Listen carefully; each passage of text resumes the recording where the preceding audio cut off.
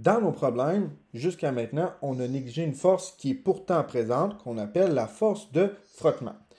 À partir de maintenant, on va essayer de comprendre comment on peut la calculer et ne pas la négliger. Donc, premièrement, qu'est-ce que la force de frottement? Ben, c'est une force qui s'oppose au mouvement d'un objet, qui va souvent tendre à vouloir le ralentir ou même jusqu'à le rendre immobile. Comme il est opposé au mouvement de l'objet, ben, il va être au sens contraire de celui-ci.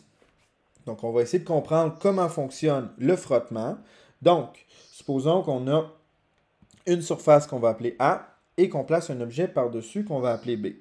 Et l'objet, on va le tirer vers la droite, représenté par le vecteur vitesse ici.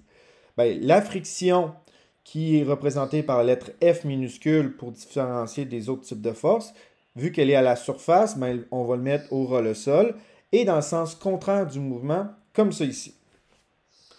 Au niveau macroscopique, donc quand on regarde à notre échelle, ben, on observe que les deux surfaces sont lisses, donc il ne devrait pas y avoir de frottement. Mais quand on commence à l'agrandir au niveau microscopique, comme ça ici, ben, on remarque qu'il y a certaines irrégularités comme ça ici. Et c'est ces irrégularités-là qui vont faire qu'il y a de la friction. Mais plus une surface est lisse au niveau macroscopique, donc à l'œil nu, bien plus au niveau microscopique, il y a moins d'irrégularités et donc il va y avoir moins de frottement. À noter qu'il y a un type de frottement qu'on va négliger dans nos calculs, mais que dans une expérience, il faut en tenir compte dans les sources d'erreur, par exemple. C'est ce qu'on va appeler la résistance de l'air. Donc, c'est la force qui s'oppose au mouvement lorsqu'un objet est dans l'air ou tout simplement lorsqu'un objet se déplace tout court. Parce que quand on court, ben, on sait qu'on a une impression d'avoir du vent qui est dans notre face. Ben, c'est justement la résistance de l'air qui est une force de frottement.